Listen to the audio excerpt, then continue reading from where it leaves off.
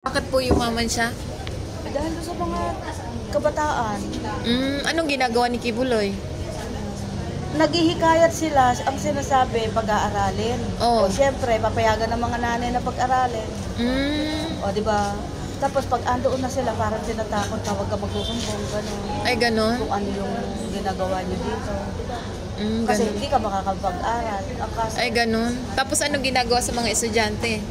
ay bako kung nakakapag-aral mga yun. Kasi, hindi ba ano, ang sabi para silang namamalimos nga.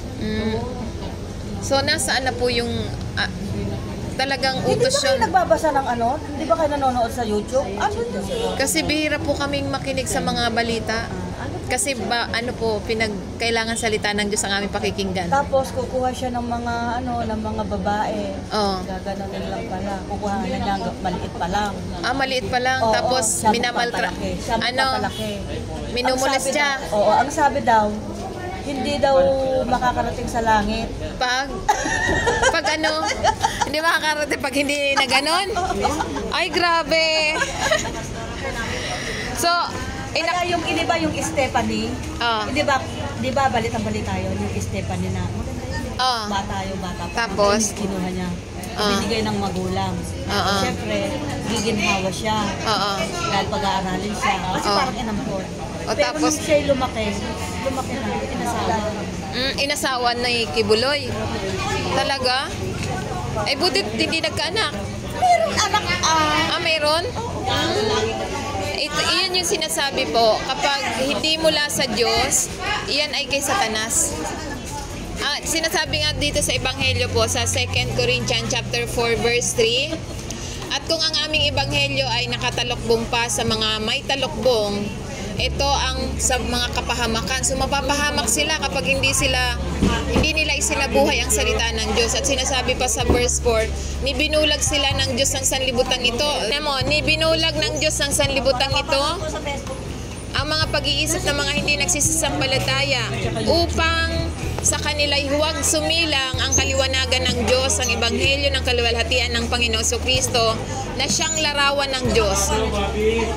So maliwanag sa Biblia, hindi kayo nahikayat. Sa Bisaya yun. Sa Bisaya. Diba? Sa Bisaya yun. Mindanao na Bisaya. Sa Davao. Na ano lang yan, nabalita lang yan yung isang babae na ginanon din niya. Ginahasa din. Parang, kasi ang sabi daw, yung para daw maging ni Kibuloy. Maging angel. Oo, parang gano'n angel. Yung angel, daw yung kailangan na mamasahihin mo siya. Mamasahihin si Kibuloy? Ayun na. Ayun na yun. So, ano po yun? Kulto po sila. Ang sabi pa, hindi daw ewan, bakit na gano'n ang utak nila? Dahil parang hypnotized na sila. Binulag nga po ng Diyos ng sanlibutan ito. Kasi maliit pa sila. Parang anampun na sila. Kaya yung babae na yun, maliit. Ang gandang bata nun. Tapos, napanood niyo po yun sa YouTube? Yung babaeng nagrereklamo, asawa siya ng foreigner. Pero before daw na nag-asawa siya na umalis siya doon, muntik na din siyang mag-ano. Muntik na maghasa. Kasi hindi ka na makakatanggap daw eh. Bakit hindi makakatanggap? Hypnotize ka na nga eh. Na-hypnotize na? Ay, sige, salamat po.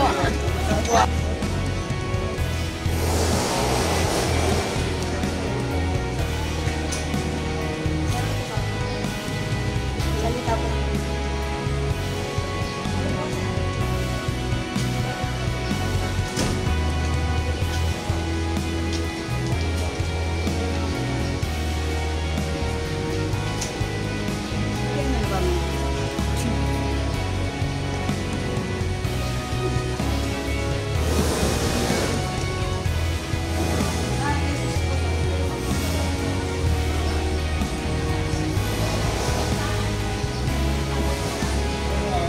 Salita po ng Diyos.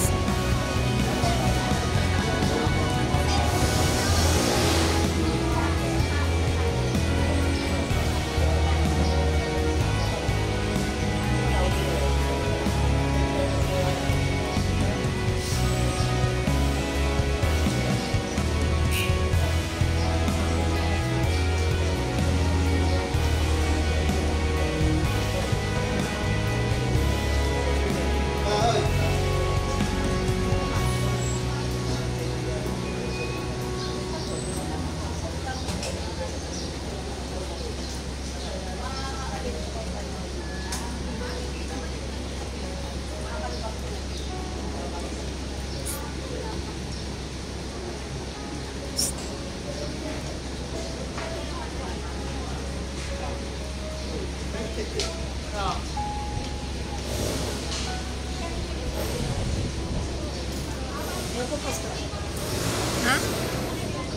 Ano na? Ayaw daw. Dito kayo.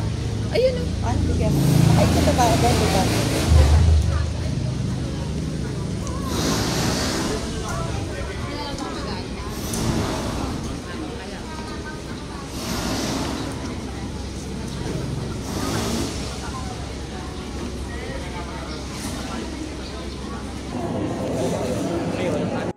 Pareho naman tayo eh. Ako sinabi ko na Salamat sa lahat. Ano yung sabi nyo na kapag saan kayo isinilang, doon na rin kayo mamamatay? Oo, tama.